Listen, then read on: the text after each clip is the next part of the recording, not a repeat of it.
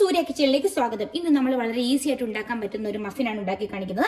അതിനായി ഞാൻ ഇവിടെ ഒരു ബൗൾ എടുത്ത് വെച്ചിട്ടുണ്ട്. അതിലേക്ക് ഞാൻ 1 കപ്പ് പാല് ഒഴിച്ചു കൊടുക്കുകയാണ്. ഇത് തിളപ്പിച്ച പാലൊന്നുമല്ല, അല്ലാതെ തന്നെയുള്ളതാണ്. അതിന്റെ കൂടെ ഞാൻ ഒരു 2 ടേബിൾ സ്പൂൺ ബട്ടർ ഇവിടെ ഉരുക്കി വെച്ചിട്ടുണ്ട്. അതും കൂടെ ഒഴിക്കുകയാണ്. കൂടാതെ ഒരു 1/2 കപ്പ് പൊടിച്ച പഞ്ചസാര അതും കൂടി ഇട്ട് കൊടുക്കുകയാണ്. അതിന്റെ കൂടെ 1 ടീസ്പൂൺ വാനില എസൻസ്, ഞാനിത് വൈറ്റ് വാനില എസൻസ് ആണ് എടുത്തിരിക്കുന്നത്, അതും കൂടി ഒഴിച്ചു. ഒരു 1/2 കപ്പ് പൊടിച്ച പഞ്ചസാര അതും കൂടി ഇട്ട് കൊടുക്കുകയാണ്. ഇനി നമ്മൾ ഈ മിക്സിനെ നന്നായിട്ടൊന്ന് വിസ്ക് ചെയ്ത് കൊടുക്കാൻ പോവുകയാണ്. ഇപ്പോൾ ഞാനിത് നന്നായിട്ട് മിക്സ് ചെയ്തിട്ടുണ്ട്. ഈ ഇങ്ങനെ കിടക്കുന്ന നമ്മുടെ ബട്ടറാണ്. ഇതിലേക്ക് ഞാനൊരു 1/2 കപ്പ് നമ്മുടെ ചോക്ലേറ്റ് സിറപ്പ് ഒഴിച്ചു കൊടുക്കുകയാണ്. ഞാനിവിടെ ഹെർഷേസിന്റെ ചോക്ലേറ്റ് സിറപ്പാണ് എടുത്തിട്ടുള്ളത്. ഇതും കൂടി ഒഴിച്ചു കൊടുത്ത ശേഷം നമുക്കിത് നന്നായിട്ടൊന്ന് മിക്സ് ചെയ്ത് കൊടുക്കാം.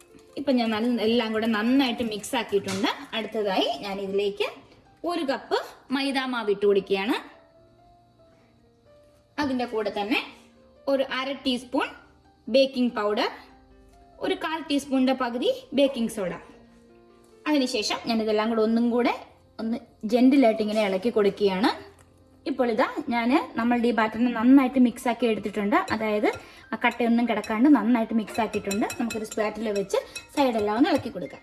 ഇപ്പോൾ നമുക്കിവിടെ നല്ലൊരു സ്മൂത്ത് ബാറ്റർ ഇവിടെ കിട്ടിയിട്ടുണ്ട്. ഇനി നമുക്കിത് എങ്ങനെയാണ് കേക്ക് ആക്കി എടുക്കുന്നതെന്ന് നോക്കാം. അടുത്തതായി ഞാൻ ഇവിടെ നമ്മുടെ ഉണ്ണിയപ്പം ഉണ്ടാക്കുന്ന പാത്രം എടുത്ത് വെച്ചിട്ടുണ്ട്. ഞാൻ അതിലേക്ക് അല്പം എണ്ണ നന്നായിട്ട് ബ്രഷ് ചെയ്ത് കൊടുത്തിട്ടുണ്ട്. ഇനി നമ്മൾ ചെയ്യാൻ പോകുന്നത് നമ്മൾ റെഡിയാക്കി വെച്ചിരിക്കുന്ന ഈ ബാറ്റർ ഉണ്ട്. ഈ ബാറ്ററിൽ നിന്ന് ഒരു 1/4 ഭാഗം വരുന്ന പോലെ നമുക്ക് ഇതിലേക്ക് ഒഴിച്ചു കൊടുക്കാം. ഇത്ര മതിയാവും. അതുപോലെ എല്ലാം ഇതിലേക്കും ഒഴിച്ചു കൊടുക്കാം. ഇപ്പോൾ ഞാൻ ഈ ഉണ്ണിയപ്പത്തിന്റെ ഈ പാത്രത്തിന്റെ ഈ ഹോൾസിലേക്ക് എല്ലാം നമ്മളുടെ ബാറ്റർ ഒഴിച്ചു വെച്ചിട്ടുണ്ട്. ഇനി നമുക്ക് ഇതിനെ കുക്ക് ചെയ്യാം. ഇപ്പോൾ ഞാൻ നമ്മളുടെ ബർണറിലേക്ക് വെച്ചിട്ട് ഫ്ലെയിം ഓൺ ചെയ്യുകയാണ്. ഏറ്റവും കുറഞ്ഞ ഫ്ലെയിമിലേക്ക് വെച്ചിട്ട് നമ്മൾക്ക് ഇതൊരു ലിഡ് വെച്ച് അടച്ചു വെക്കാം. ഇവിടെ ഒരു ഓപ്പൺ ആയിട്ടുള്ള ലിഡാണ്. അങ്ങനെ ഓപ്പൺ ആയിട്ടുള്ള ലിഡ് ആണെങ്കിൽ അതിലേക്ക് ഒരു ഗ്രാമ്പൂവിന്റെ പീസ് ഇങ്ങനെ വെച്ച് കൊടുത്തു കഴിഞ്ഞാൽ എയറോടെ നിന്നോളൂ. ഇനി നമുക്കിതൊരു 10 മിനിറ്റ് ഇങ്ങനെ ഇരിക്കട്ടെ. അതിനുശേഷം നമുക്ക് തുറന്നു നോക്കാം. ഇപ്പോൾ ഒരു 10 മിനിറ്റ് ആയിട്ടുണ്ട്. ഈ സമയം നമുക്കിതൊന്ന് ഓപ്പൺ ചെയ്ത് നോക്കാം. ഇതാ നമ്മളുടെ ഇതൊക്കെ നന്നായിട്ട് വന്നിട്ടുണ്ടെന്നാണ് തോന്നുന്നത്. കണ്ടിട്ട് നമുക്ക് ജസ്റ്റ് ഒന്ന് ഇങ്ങനത്തെ ഒരു എന്തെങ്കിലും ഒരു പപ്പടം കാച്ചുന്ന ഇതോ എന്തെങ്കിലും വെച്ചൊന്ന് കുത്തി നോക്കാം. ഇതുണ്ടോ, അത് ക്ലിയർ ആയിട്ടാണെങ്കിൽ നമ്മളുടെ കേക്ക് റെഡി ആയിട്ടുണ്ട്. നല്ല ക്ലിയർ ആയിട്ടാണ് വരുന്നത്. ഇപ്പം ഞാൻ ഫ്ലെയിം ഓഫ് ചെയ്തു. ഇനിയിപ്പം നമുക്ക് ഇത് അല്പം നേരം തണുക്കാൻ വെക്കണം. അതിന് മുമ്പേ നമുക്ക് ഇതിനെ ഒന്ന് ഡിമോൾഡ് ചെയ്തെടുക്കാം.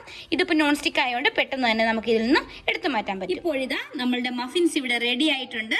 നല്ല സൂപ്പറായിട്ട് തന്നെ വന്നിട്ടുണ്ട്. ഇതുണ്ടോ, ഞാനിത് കമത്തി വെച്ചിരിക്കുകയായിരുന്നു. നമുക്ക് ഇതൊന്ന് മുറിച്ച് നോക്കാം. കാണാൻ ഭംഗിക്ക് വേണ്ടിയാണ് ഇങ്ങനെ വെച്ചത്. നമ്മൊന്ന് മുറിച്ച് കാണിക്കാം.